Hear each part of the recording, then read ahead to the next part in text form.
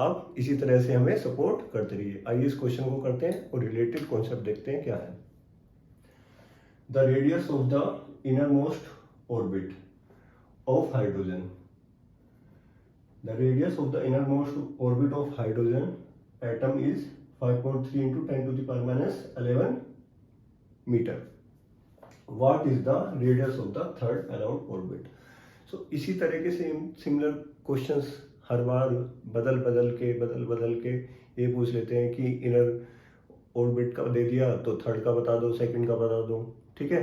और इसी तरह से इसकी जो एनर्जी है उस पर क्वेश्चंस आ जाते हैं, और वेलोसिटी है कभी कभी उस पर भी क्वेश्चन आ जाते हैं।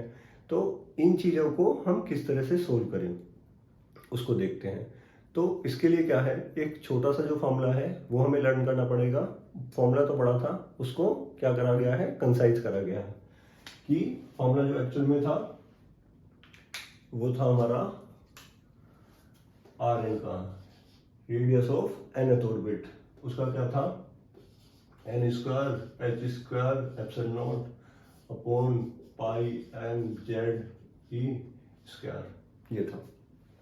इस फॉर्मूले को कंसाइज करके छोटा कर दिया, और छोटा करने के बाद इस फॉर्मूले को क्या कर दिया कि r n is equal to r naught, r n is equal to r naught n square upon z, और ये इसमें है एंगस्ट्रॉम। क्लियर है। और यहां पर क्या होता है, जो इसकी एक्चुअल जो वैल्यू होती है इस आर नोट की, वो क्या है, कैलकुलेटेड हो सकती है, क्योंकि एन और जेड यहाँ पर वेरिएबल है, क्वांटिटीज है, वो बदलती रहेंगी। बट जो आर नोट की जो वैल्यू है वो कितनी होती है, r naught is equal to 0.53 angstrom. अब इस चीज को अगर आप ध्यान से देखें, ये जो इसकी इनर मोस्ट ऑर्बिट दिया गया है ये बिल्कुल सेम है हमारा, कितना, यही है। आप चेक कर लीजिए, नहीं है, देख लेते। ये कितना है, r naught is equal to 5.3 into 10 to the power minus 11 metre. Okay, 10 to the power minus 1 को इधर मल्टीप्लाई कर दो तो ये कितना हो जाएगा, 0.53 into 10 to the power minus 10 metre. और ये कितना होता है, एक एंगस्ट्रॉम में कितने होते हैं, 10 की पावर माइनस 10 मीटर। तो ये कितना हो जाएगा, एंगस्ट्रॉम 0.53 एंगस्ट्रॉम। तो इस बार उसने सीधा सीधा क्या करा है, हमें ये ऑलरेडी दे दी है। जिससे कि हम कैलकुलेशन के बारे में सोचें या कुछ और सोचें, तो इन चीजों को आपको सोचने की इतनी जरूरत नहीं है। सीधा आप इस फॉर्मूले में ये जो हमारा मेन फॉर्मूला है, मेन फॉर्मूला हमारा ये वाला है, ये वाला, ये जो फॉर्मूला है ये मेन फॉर्मूला है। और इस फॉर्मूले में बस हमें ये ध्यान रखना है कि r n is equal to r naught, यहाँ पर आर नोट कितना होता है 0.53 एंगस्ट्रॉम, ये किस पे डिपेंड कर, ये into n square upon z. अब यहाँ पर एन क्या है और यहाँ पर जेड क्या है। देखिए ये जो फर्स्ट ऑर्बिट के लिए है, ये फर्स्ट ऑर्बिट की अगर बात करें तो उसके लिए एन इज इक्वल टू 1, अगर सेकंड की बात करें तो उसके लिए n is equal to 2, third की अगर बात करें तो ये एन इज इक्वल टू 3। इसी तरह से ये नीचे चलता चले जाएगा, 4 5 6 7 8 9 10। इसके बाद अगर जेड की बात करें, ये जेड, तो जेड यहाँ पर क्या है, हाइड्रोजन के लिए क्या होता है, ये 1 होता है, जेड इज इक्वल टू 1। और ये जो आपका फॉर्मूला है ये सिंगल इलेक्ट्रॉन जो आपके एटम है उनके लिए ही एप्लीकेबल होता है। सिंगल इलेक्ट्रॉन एटम में क्या क्या आ जाएगा, सिंगल इलेक्ट्रॉन एटम में आपका hydrogen, helium plus, lithium plus plus, ये सब क्या है, सिंगल इलेक्ट्रॉन।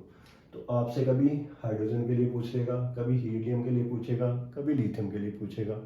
सिंपली हमें करना क्या है, अगर वो हाइड्रोजन के लिए पूछे तो इसमें हमारा जेड इज इक्वल टू 1 ले लेंगे, हीलियम के लिए पूछे जेड इज इक्वल टू 2 ले लेंगे, लिथियम के लिए पूछे जेड इज इक्वल टू 3 ले लेंगे।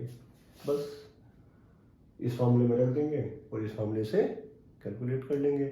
अब जिसका चाहो उसका कैलकुलेट कर लो। अब जो है उसका कर लेते हैं पहले। अब इसकी अगर बात करें तो Rn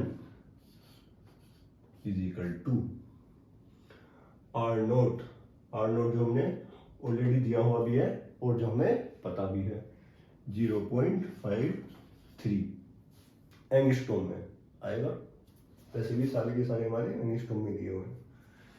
3 into n square N कितना है थर्ड ऑर्बिट के लिए एन इज इक्वल टू 3 का स्क्वायर अपॉन हाइड्रोजन है तो जेड कितना होगा 1 हो गया is equal to 0.53 3 into 3 9 is equal to इसकी आप मल्टीप्लाई करेंगे तो कितना आ जाएगा 4.77 एंगस्ट्रॉम।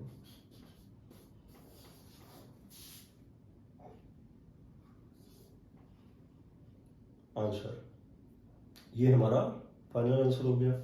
अब इसी को ही वो क्या करेगा, अगर आपको हीलियम के लिए पूछ लेता है तो आप सिंपली, या लिथियम के लिए पूछ लेता है तो आपको एन और जेड को बस क्या करना है, इधर से उधर रखना है, 1 2 1 2 1 2 इस तरह से आपको करना है और उसी से ही आपको ये कैलकुलेट कर लेना है।